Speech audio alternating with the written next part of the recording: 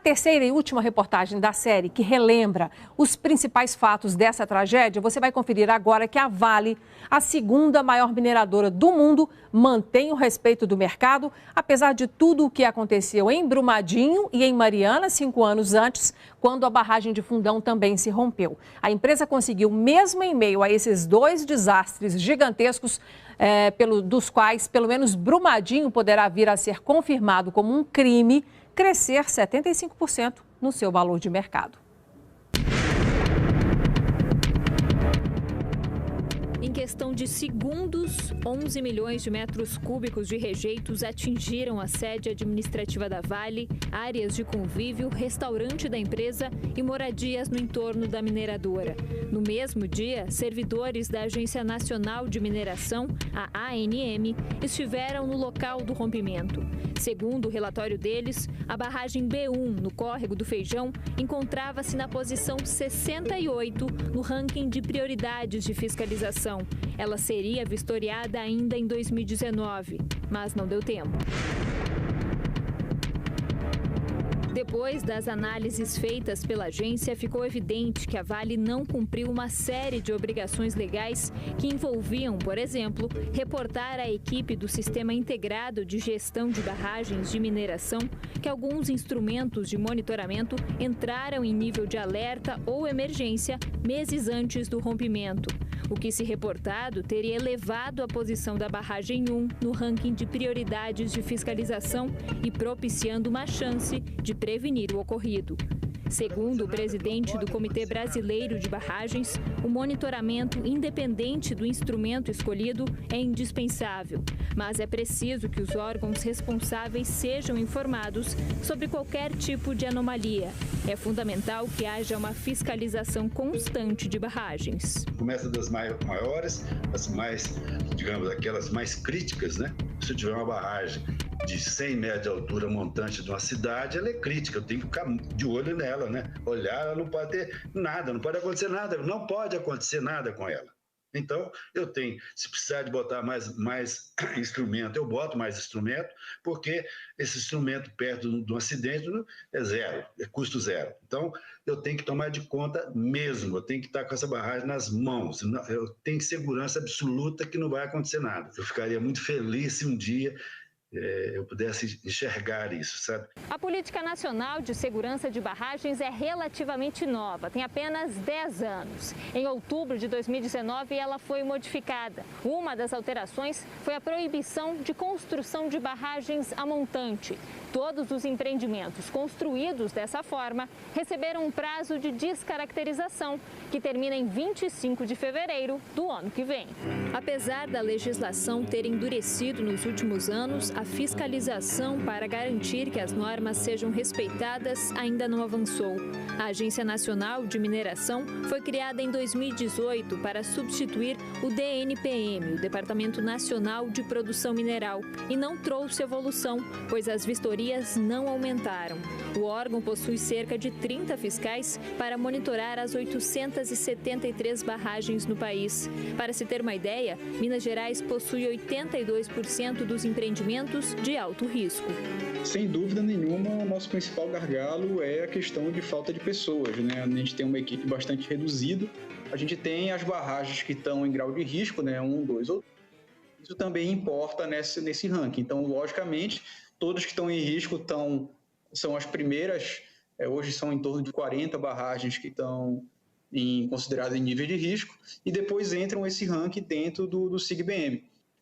Aconteceu alguma movimentação de uma barragem, alguma movimentação do talude, a gente já desloca uma equipe imediatamente para ir lá. Esse tipo de fragilidade também é muito complicado para a gente fazer uma gestão com tão pouca equipe. Enquanto isso, as mineradoras continuam enriquecendo e, apesar do envolvimento nos rompimentos das barragens de Mariana e Brumadinho, a Vale teve valorização financeira nos últimos anos. Segundo a Bovespa, o valor de mercado da Vale hoje é de cerca de 484 bilhões e 850 milhões de reais. reais. Na época da tragédia, era de cerca de 270 bilhões. O minério de ferro ainda é um dos principais produtos em valor de exportação e arrecadação do país. O setor emprega 55 mil trabalhadores diretos. O faturamento no estado com a mineração em 2019 foi de 58 bilhões e 200 milhões de reais. Em 2020, ainda maior, 76 bilhões e 400 milhões de reais. Já a arrecadação com impostos em 2019 foi de 20 bilhões e 400 milhões. Em 2020, 24 bilhões e 400 milhões. A mineração responde por 5% do PIB do estado de Minas Gerais. Está presente em 500 cidades. São 1.300 minas no estado de Minas Gerais.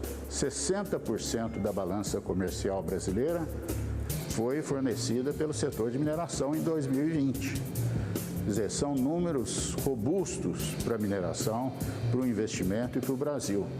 Nos próximos 5 anos, nós pretendemos investir 38 bilhões de dólares no Brasil.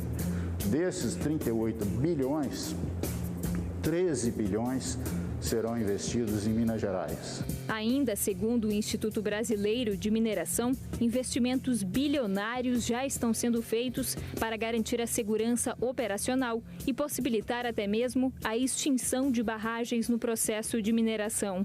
Estão sendo investidos 2,2 bilhões de dólares na segurança da barragem, inclusive a descaracterização de barragens.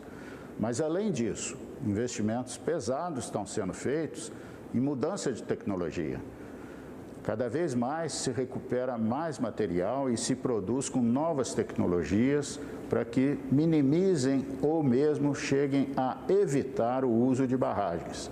Já existem mineradoras que estão desativando 100% das suas barragens hidráulicas, de forma que a gente produza com processos a seco e que dê destinação aos rejeitos de tal forma que não haja mais um risco operacional desse tipo. Além dos compromissos com a segurança do processo de mineração, as empresas precisam adotar o plano de compensação aos danos ambientais.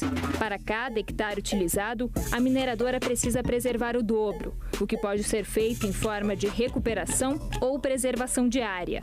A mineração ocupa hoje 0,6% do território nacional. Em Minas Gerais, segundo o IBRAM, há mineradoras que preservam mais de 100 mil hectares. Mas apesar da mineração ser uma das principais atividades econômicas do estado, gerando emprego e renda, a lembrança da tragédia da lama ainda está latente. A imagem da mineração ela foi bastante impactada pelos acontecimentos de Mariana e de Brumadinho. E nós estamos procurando trabalhar por todos esses motivos que eu já listei, no sentido de recuperar a confiança da comunidade. Somente recuperando a confiança da comunidade, nós vamos ter condições de ter restaurada a credibilidade da mineração no estado de Minas Gerais e no Brasil.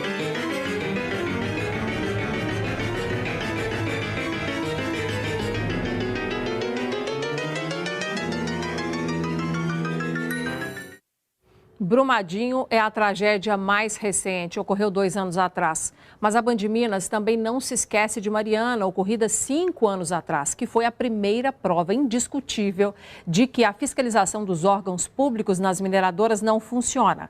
Lá em Mariana, a justiça não vai prender ninguém pelas 19 mortes, pelas centenas de desabrigados e doentes da lama ou pelos danos ao meio ambiente. Só haverá multas e indenizações. Já em Brumadinho, a Justiça aceitou a denúncia contra os suspeitos identificados nas investigações da polícia e do Ministério Público e poderemos ver responsáveis serem presos.